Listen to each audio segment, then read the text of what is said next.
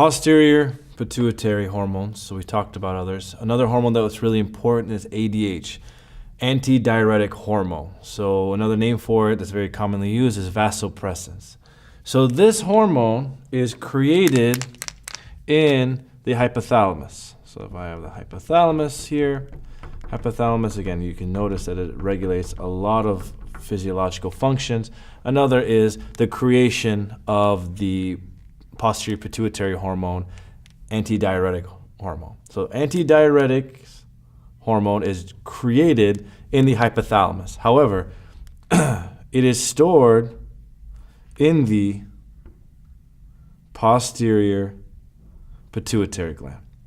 So the posterior pituitary, remember, so if you have the posterior, you have the anterior side, this region here, this neuroendocrine cell comes in and stores majority of the, if not all, the antidiuretic hormone that is created in the posterior pituitary.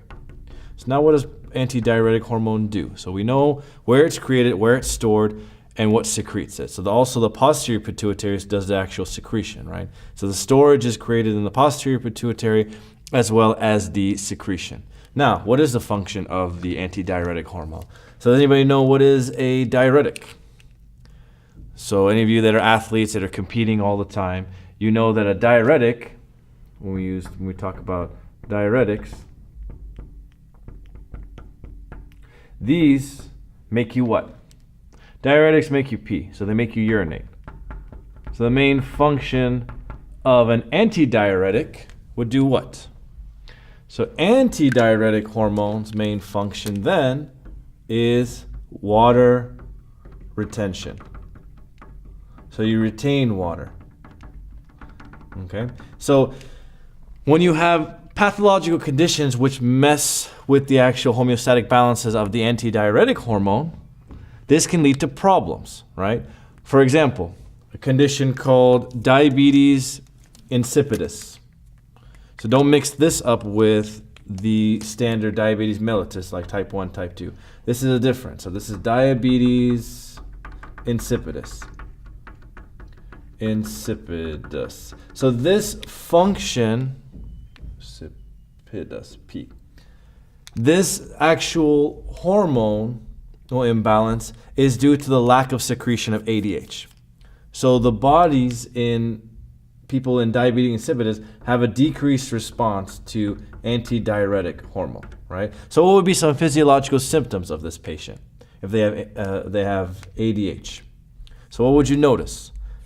So a lot of very common noticeable, very standard symptoms is what? What is it? So most patients that experience this are dehydrated. So it leads to a lot of dehydration, polyuria, so they pee a lot,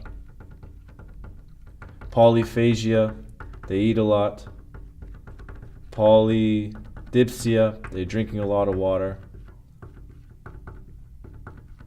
Right? And these are the very standard symptoms of people with diabetes insipidus. And it makes sense too, because the main function of antidiuretic hormone is to retain all this water.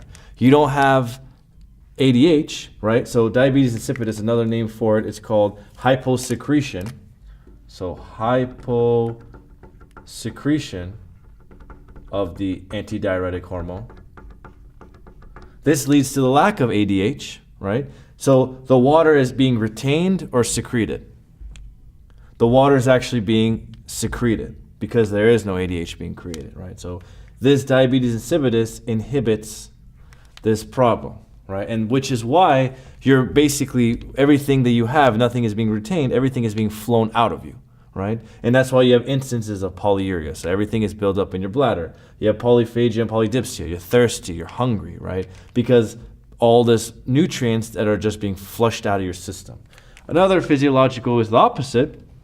It's called SIADH. So syndrome of inappropriate antidiuretic hormone. This is where you have high ADH, right?